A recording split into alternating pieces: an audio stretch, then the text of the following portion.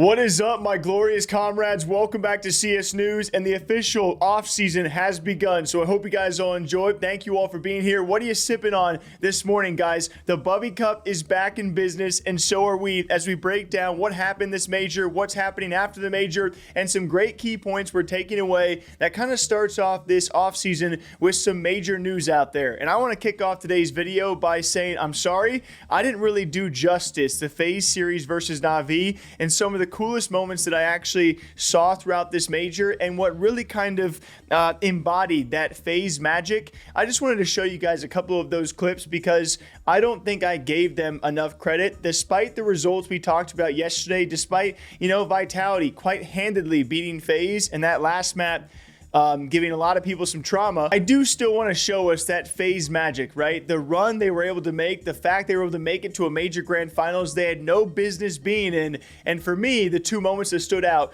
was the frozen stare down, the hold of the defuse, and of course, none other than the twist 1v3 deagle. I was watching this match versus Na'Vi, and multiple times throughout it, I thought, there's no way FaZe can do this, and then FaZe did it. And it was beautiful. Trays him, couldn't get it done. Maybe Frozen could show him how it's done with a quick double. Awkward 10 seconds. Imet to come up clutch. Ops to go on top. Frozen's gonna play the clock. Dips appears, dips up the ladder. Is there time? There is. I think he's got it in time. Gets it down. Imet in the clutch. Wallbang connects. Low HP. Imet just hanging on by a thread. 4 bullets. Gets away from it. Frozen trying to hold it. Imet's not going to peek it with the low HP. No way! The audacity! The sheer audacity! You can't be doing that! Not in a sold-out stadium! Not in a major semi-final! Still has that crossfire. Bit with a double kill. Pressure back as the Deagle headshots hit. Morale up for debate. Okay, it's Imet staying solid as a rock. Quick adjustment, last burst. Finds the header, Brokey. Too much for Twist to handle. Or is it? Oh, maybe it's not! Maybe there's magic in the FaZe jersey once more!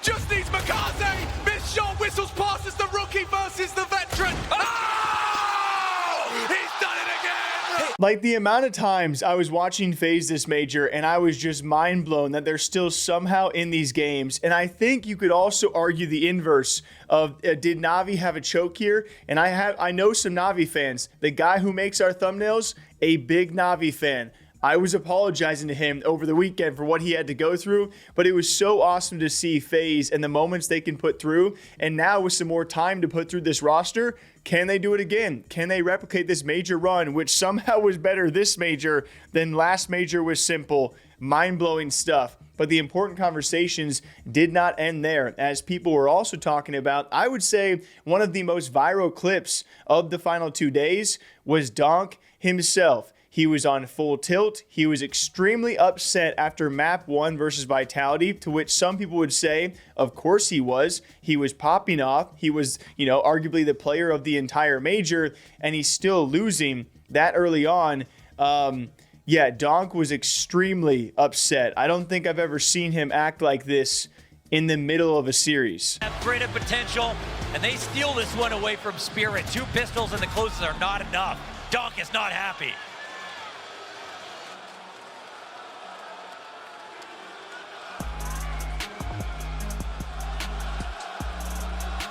And of course, that did continue. People then revealing the chats or the audio logs that were being shown on the side, and the difference between him and someone like Shiro.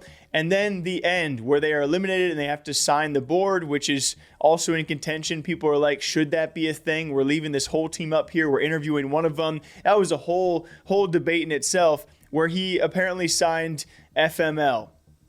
Classic Donk. Which I will say I had a couple of thoughts on this. When I saw this live, I thought, wow, that is probably not the best thing for your teammates to be seeing.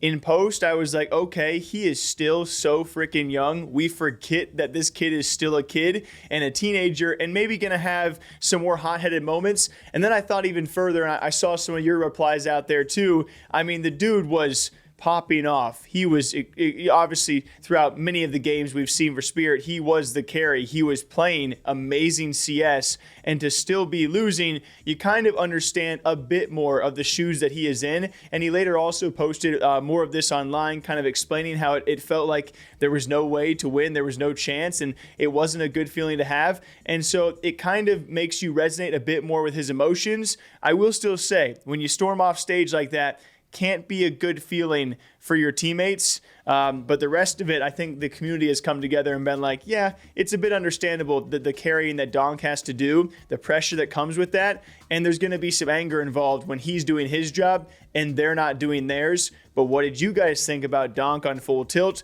And does that mean Spirit changes? Or, is this a good enough performance to keep them together, or someone else out the door? Or is Donk out the door? That'll be a future conversation. We're not doing that now. And I think some of the best news from this past weekend, I mean, there were so many amazing storylines that could have happened. And I know we made some picks here and there, and they definitely saw some upsets. For some odd reason, I really wanted Karrigan versus Fallen in the semifinal, and we were robbed of that moment with this goddamn Furia upset and FaZe somehow upsetting Mouse. It was just, I mean, that was the storyline that I wanted, that we did not receive, that I hope we get in the future. But some good news did come from both Furia and FaZe's elimination with their strong runs. I don't know if either of these two were in contention or thinking about retiring. Both Fallen and Karrigan are not retiring. And I take that from their statements of saying, we're going to come back stronger. And also Karrigan saying, I'm going to play until they bench me. So if there's any good news, any reprieve for Furia fans out there, Brazilian fans out there, and FaZe fans, we still get these guys to compete at 34 and 35 years old. We need to really embrace as a community how rare that is and take it in, because any of these next events, these next majors, could very well be their last. Why not play? It's just another opportunity missed, but people have told me to retire for 7 years. They probably do tonight as well, but I'm gonna fight until they put me on the bench. I'm gonna fight for this FaZe clan to be on top of the world, and I have never given up, and today is rough. Tomorrow I work hard on myself, and next year I'm gonna push and show the world what we're capable of. And I don't mean to get too emotional, but they're almost, I mean, I'm almost as old as they are, so I feel like I resonate with them on that old level, and it's insane that they're still competing, and we're going to look back on these moments. We're going to look back on these last few majors and be like, wow, think about those last few runs. Now, last things for all of you guys, and kind of kicking off the CS roster changes out there, the implosion of GamerLegion, something that I think became a bit more apparent towards the tail end of the season, but still was quite shocking because of the way it's all unfolding. We first had those rumors of the GamerLegion core maybe going to 100 Thieves. That to me is still feeling like up in the air for some odd reason. I think we're leaning a bit closer to, obviously it's been denied, and maybe leaning more so than not happen. But what's been unfolding after those rumors has been really bad. First and foremost, and probably most importantly, we have Coach Ash now also announcing that he is stepping back due to burnout, which is always kind of it's tough to realize, and I don't think many people can realize how much work, how much time goes into these guys' jobs. When you travel dang near every weekend, it can wear and tear you like no other job before.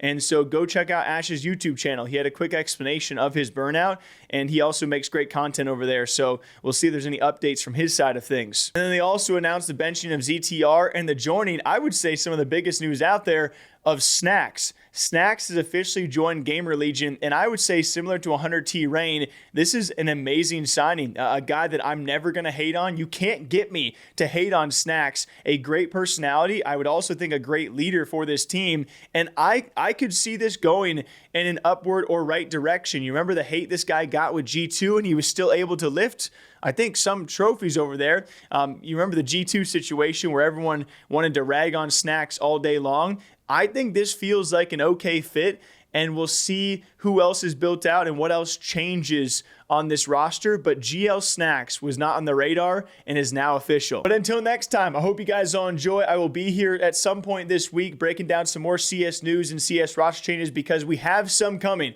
There will be some big news coming this week, and next time you see me, I'll be on my travel setup in my childhood room on a really bad camera, and I know that you guys are going to watch it because we are a community and we support each other even when I am down. Right, guys? Till next time, take care of yourselves. Thank you all for watching. We got big things coming, including the show I've been talking to all of you guys about, the new game showcase. It's coming January 8th. It's going to be very fun. We're covering 45 different games around the world with interviews and trailers and sneak peeks. It's going to be freaking fun. Till next time, though, please take care of yourselves, and I'll see you back here soon. Bye-bye.